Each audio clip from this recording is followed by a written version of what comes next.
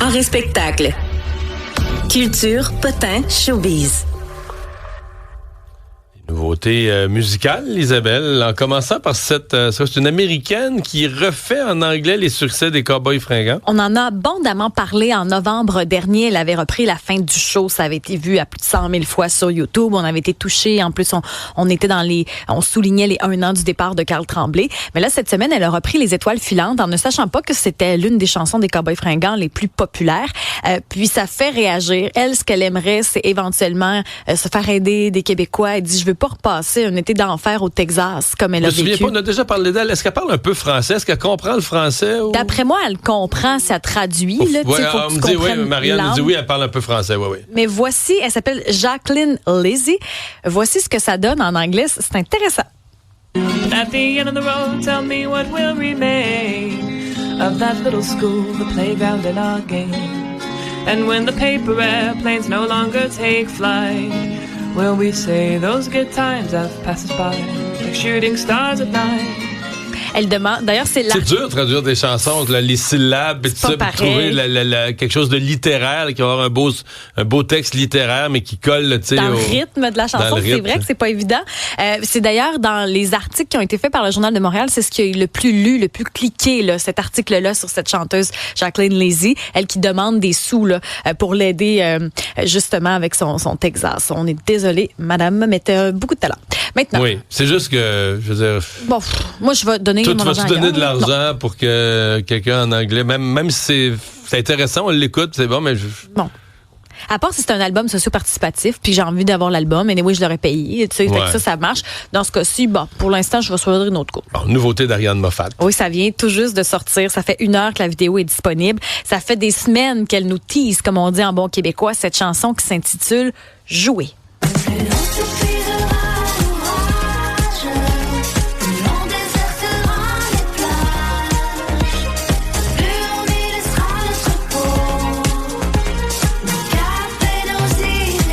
Battre le feu par le jeu. Elle est sur un vélo stationnaire, le foulard au vent, on voit son équipe s'arranger. Il y a quelque chose de... comment je pourrais dire ça, l'absurdité de la patente, là, mais le jeu devient une espèce de clé pour se sortir de tout le reste. Je trouve ça bien intéressant. J'ai pas vu d'article ni rien, ça vient juste de sortir sur ses réseaux sociaux, mais j'aime beaucoup. Ça sonne Ariane Moffat, tout à fait. Complètement. Ouais. Claude Bégin aussi, cette semaine, nous a lancé une toute nouvelle chanson. Ici rien n'est parfait, non, ici rien de fiable. Il faudra composer avec l'inévitable. Tu seras ma Valkyrie, je serai ton homme. Moi, j'aime beaucoup ça parce que je trouve que ça s'acoquine avec l'univers de Karim Ouellet. Moi, le départ de Karim Ouellet m'avait beaucoup attristé. Donc, à chaque fois qu'il y a un artiste qui va jouer dans ce répertoire-là, puis Claude Bégin avait des liens, je trouve que ça se ressent dans Gare Malade. Gare Malade, c'est un ode aux professionnels de la santé. Lui a eu des expériences personnelles avec ces personnels-là, donc il voulait leur rendre un hommage. C'est intéressant aussi la vidéo. Là, c'est lui qui change d'habit. La caméra tourne autour de lui. C'est difficile à expliquer, mais c'est un espèce de plan fixe. Puis il n'y a que ses habits qui changent. C'est comme une caméra qui tourne. Bref, si ça vous donne mal de tête, ma description, vous irez voir la vidéo, vous allez comprendre. C'est vraiment dur à expliquer. Et la sortie. Oui. La plus attendue. C'est le fils de Justin Trudeau qui lance sa chanson aujourd'hui à 16h30. On va pouvoir regarder sur YouTube la vidéo. Parce qu'on a eu un extrait il y a 2 ou 3 semaines. Oui, donc Till the Night's Done. C'est l'extrait qu'on avait reçu, mais là, la vidéo va être disponible à 16h30.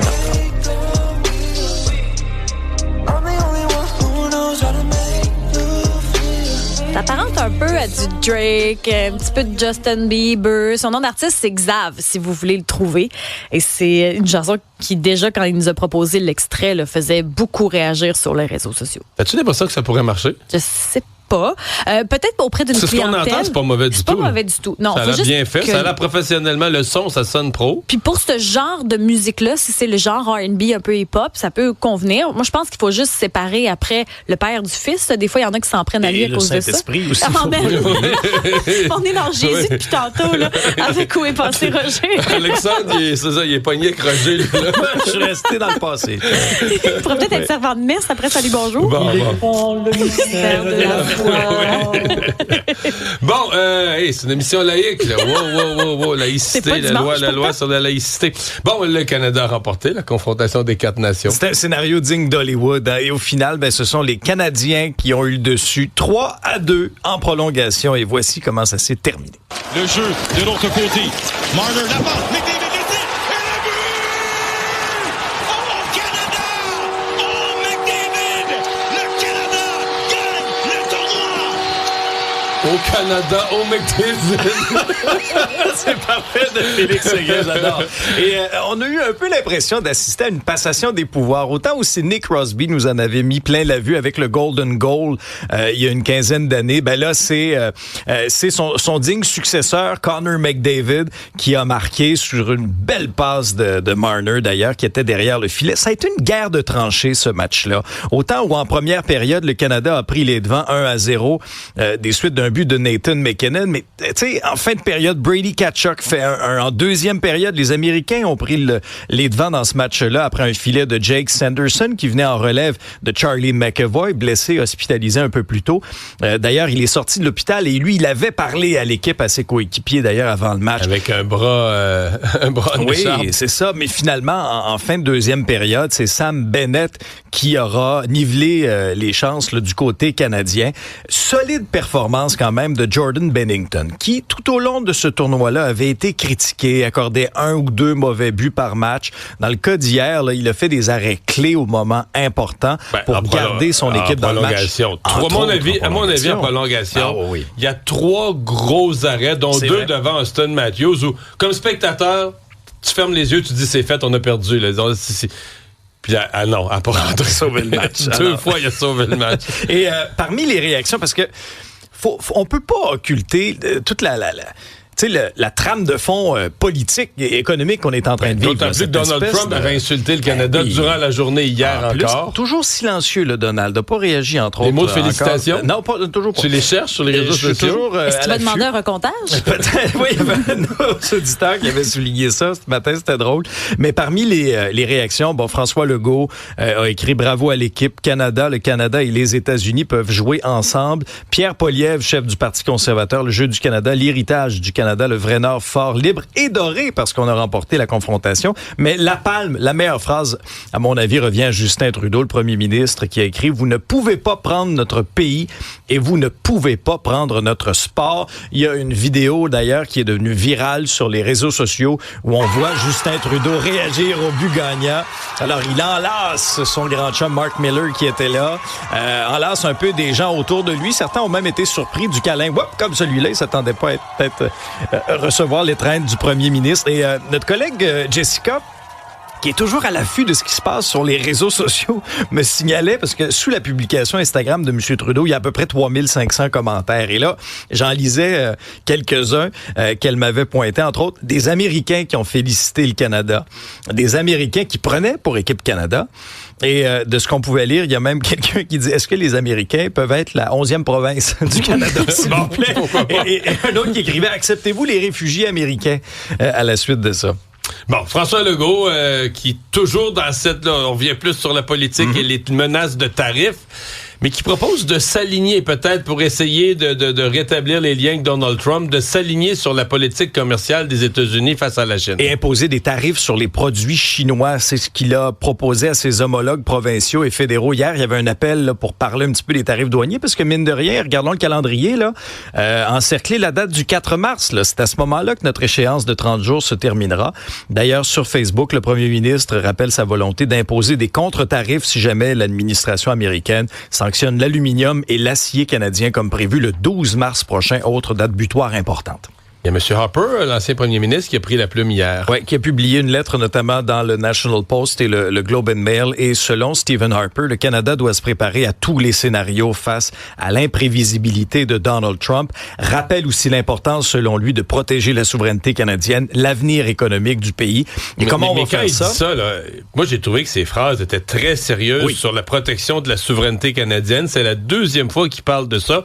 Ce que ça nous dit, c'est qu'avec son expérience, ses années comme premier ministre, présentement, il joue toutes sortes de rôles à l'international où il parle à toutes sortes de gens influents sur Terre. Lui, donc, il prend au sérieux la menace de Trump, d'envahir le Canada ou d'annexer le Canada. Là. Stephen Harper, visiblement, prend pas ça comme une blague, mais du tout. Là. Oui, planification, ça ressortait beaucoup de ce texte-là. Oui. Planifier. Oui, faites bien de le souligner. Préparer. Oui, se préparer. Restez calme, mais se préparer et répliquer fermement aussi, je vous dirais, aux droits de douane que Trump menace d'imposer sur les produits canadiens. Monsieur Harper pense aussi qu'une majorité d'Américains n'appuient pas l'idée d'une guerre commerciale avec le Canada parce qu'ultimement, ils vont en subir les conséquences. Nouveau recours de la CSN contre Amazon. En lien avec ces fermetures là, des entrepôts dans le Grand Montréal. Donc, la CSN dépose un recours devant le tribunal administratif du travail.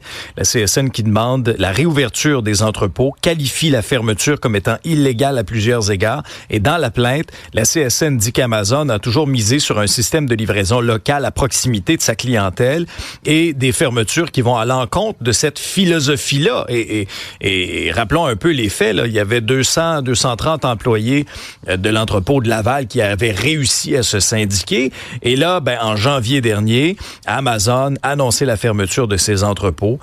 4500 emplois étaient perdus à la suite de ces fermetures. Amazon a toujours nié que c'était en lien avec la syndicalisation d'un de ses entrepôts.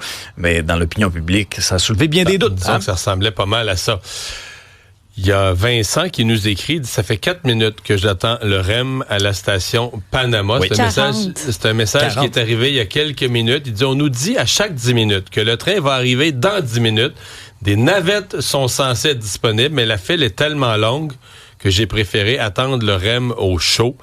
Donc, des problèmes au REM encore ce matin. Encore des problèmes. On nous dit un ralentissement, un problème technique qui cause un ralentissement du service sur le réseau dans les deux directions. Alors, ceci explique cela, notamment pour Vincent, qu'on salue, qu'on remercie de nous avoir écrit. Mais d'habitude, le ralentissement, il y a des fois c'est aux 12 minutes, des fois c'est aux 20 minutes, mais là, lui dit ça fait 40 minutes qu'il attend, c'est un gros ralentissement. Oui, ça, le REM n'a pas spécifié des chiffres sur son compte X, qui est pourtant habituellement très, très actif.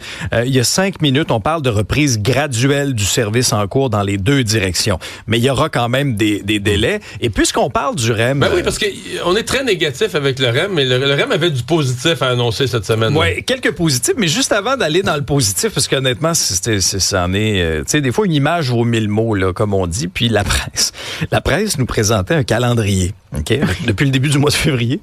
C'est pas compliqué, là. Il y a le 5 février où ça a bien été.